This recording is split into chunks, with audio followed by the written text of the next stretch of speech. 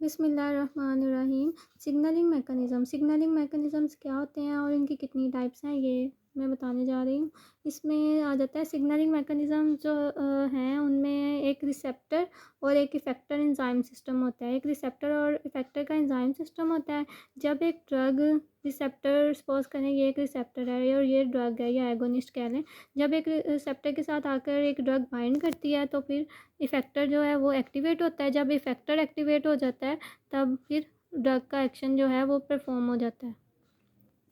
ठीक है। और हमारे पास जो सिग्नलिंग मैकेनिज़म्स हैं वो 5 टाइप्स के हैं और वो डिपेंड कर रहे होते हैं। वो इस वजह से 5 टाइप्स के हैं क्योंकि हमारे पास 5 तरह के ही रिसेप्टर्स की टाइप्स हैं।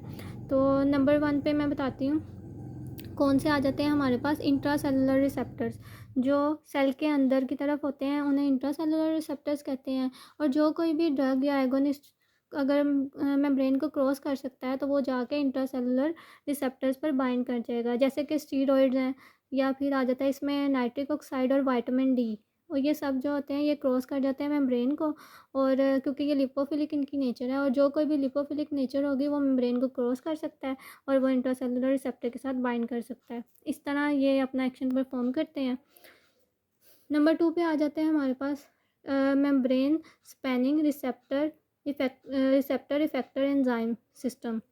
ठीक है। इसमें क्या होता है कि मेम्ब्रेन इसके पास ये जो रिसेप्टर है ना इसकी एक्स्ट्रा सेलुलर डोमेन जो है वहाँ पर आकर एगोनिस्ट बाइंड करेगा और इसके जो मेम्ब्रेन स्पैनिंग ही इसके अंदर एक जो इंट्रासेलुलर डोमेन है ना उसमें ही एंजाइम की एक्टिविटी होती है। मतलब यहाँ पर टायरोसिन काइनेज की एक्टिविटी है। तो इसमें आ जाते हैं इंसुलिन और इस इंसुलिन आ जाती है और एपिडर्मल ग्रोथ फैक्टर आ जाते हैं। तो जब ये फॉर एग्जांपल इंसुलिन आकर बाइंड किया है तो इसमें इसके अंदर जो इंट्रासेलुलर डोमेन है वो टायरोसिन काइनेज की उसमें एक्टिविटी है वो एक्टिवेट होगा और वो फिर आगे से जो है अपना एक्शन परफॉर्म करेगा। मतलब जो उसने फॉस्फोराइलेशन करनी होती है स्टैट की और उसके बाद वो ट्रांसक्रिप्शन ट्रांसलेशन जो भी एक्शन होता है वो परफॉर्म हो जाता है। नेक्स्ट आ जाते हैं हमारे पास नंबर 3 पे जैक। इसमें इन्होंने जैक स्टैट लिखा हुआ है। इसमें आ जाते हैं membrane receptors that bind intracellular tyrosine kinase enzymes JAK STAT. मतलब ये इसमें था कि इंट्रासेलुलर डोमेन में ही एंजाइम की एक्टिविटी थी। लेकिन जो थर्ड वन है ना इसमें इंट्रासेलुलर डोमेन जो है वो अलहदा से बाइंड कर रही है एक एंजाइम के साथ जो कि जैक है जेनस काइनेज है। तो जब ये एक्स्ट्रा सेलुलर डोमेन के साथ बाइंड करेगा एगोनिस्ट तो इंट्रा सेलुलर डोमेन एक्टिवेट होगी और वो जैक को एक्टिवेट करेगी जेनस काइनेज को और जेनस काइनेज फॉस्फोराइलेशन कर देगा स्टैट की। और उसके बाद वही डीएनए के साथ जाके वो जो उसका डीएनए के ऊपर बाइंडिंग रीजन होता है स्टैट का वहाँ पर बाइंड करेगा और ट्रांसक्रिप्शन और ट्रांसलेशन हो जाएगी। इसमें साइटोकाइंस की एग्जांपल आ जाती है। नंबर 4 पे आ जाती हैं जी प्रोटीन। इसमें नंबर 4 पर आ जाती हैं आयन चैनल्स आ जाते हैं। वो तो उसकी एग्जांपल में सोडियम चैनल्स आ जाते हैं। गाबा लिंक क्लोराइड चैनल्स। इसमें क्या होता है कि जब ये एक्स्ट्रा सेलुलर डोमेन है उसके ऊपर जब एगोनिस्ट या ड्रग बाइंड करती है तो क्या होता है कि आयन चैनल्स ओपन हो जाते हैं जिसकी वजह से जो है आयंस बाहर को मूव करते हैं।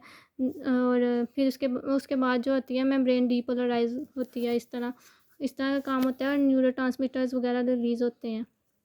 इसकी एग्जांपल में आ जाते हैं गाबालिन क्लोराइड चैनल्स आ जाते हैं और जिन पर बेंजोडाइज़ेपीन्स और बारबिटूरेट्स बाइंड करते हैं। और इसमें नंबर 5 पर आ जाती है हमारे पास जी प्रोटीन कपल रिसेप्टर्स। इन्होंने इसमें जी प्रोटीन कपल रिसेप्टर्स का तो हमें पता ही है। वो जी प्रोटीन जीएस भी होती हैं और जीआई भी होती हैं और जीक्यू भी होती हैं। इसमें इन्होंने एग्जांपल दी है जीएस प्रोटीन की। जब एक एगोनिस्ट बाइंड करता है तो उसके बाद क्या होता है जी प्रोटीन जो है वो एक्टिवेट हो जाती है। जी प्रोटीन फॉर एग्जांपल जीएस है तो एटीपी क्या होता है इसमें अगर जीएस प्रोटीन है तो एटीपी क्या हो जाता है कन्वर्ट हो जाता है इनटू सीएएमपी।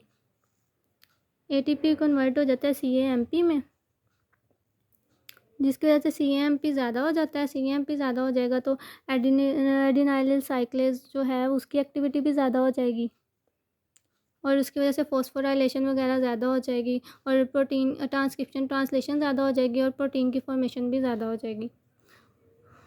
इस तरह इफ़ेक्ट होता है। और इधर जो इन्होंने ये वाली दिखाई हुई है ना डायग्राम, इसमें उन्होंने ना बीटा रेस्टिन का बताया हुआ है, ये बीटा रेस्टिन को शो किया हुआ है और इन्होंने बीटा एगोनिस्ट की एग्जांपल दी हुई है। इन्होंने दिखाया हुआ है कि जब बीटा एगोनिस्ट जो है वो एक्स्ट्रा सेलुलर डोमेन के साथ आकर बाइंड किया है तो वहाँ पर बीटा रेस्टिन जो है वो भी आकर बाइंड कर गए हैं इस रिसेप्टर के साथ। जो बीटा रेस्टिन होते हैं ना, ये बीटा रेस्टिन है, ठीक है। इन्होंने बीटा रेस्टिन को शो किया हुआ है। बीटा रेस्टिन का काम क्या होता है? बीटा रेस्टिन जो होते हैं वो GS प्रोटीन को यहाँ तक एक्सेस नहीं करने देते, एक्सेस को ब्लॉक कर देते हैं, एक्सेस को। GS प्रोटीन रिसेप्टर तक आकर बाइंड नहीं कर सकती, अगर वो बाइंड नहीं करेगी तो फिर अपना एक्शन भी परफॉर्म नहीं कर सकती। तो जब तक बीटा एगोनिस्ट बाइंड यहाँ पर रहेगा वहाँ तब तक बीटा रेस्टिन भी यहाँ पर बाइंड रहेगा, जिसकी वजह से ना ये एक कोज है टैकीफाइलैक्सिस का भी। ये प्रोफ का UQ है, ये इस बार के प्रोफ में आया था बीटा रेस्टिन का रोल। तो यही है कि ये एक कोज है टैकीफाइलैक्सिस का। इसकी वजह से क्या हो रहा है कि ड्रग का एक्शन परफॉर्म नहीं हो रहा थोड़ी देर के लिए। तो अगर यहाँ से बीटा एगोनिस्ट को रिमूव करेंगे ना तो बीटा रेस्टिन भी मूव हो जाएगी। ये तब तक ही है जब तक बीटा एगोनिस्ट यहाँ तक लगा हुआ है और ये इसकी वजह से फुल रिस्पॉन्स नहीं आएगा ड्रग का। लेकिन बाद में फिर आफ्टर फ्यू मिनट्स जो है अगर ये रिमूव हो जाएगा तो फिर वापस से G प्रोटीन आकर बाइंड कर सकती है। तो आपने ये याद रखना है, ये इम्पोर्टेंट है। Thank you.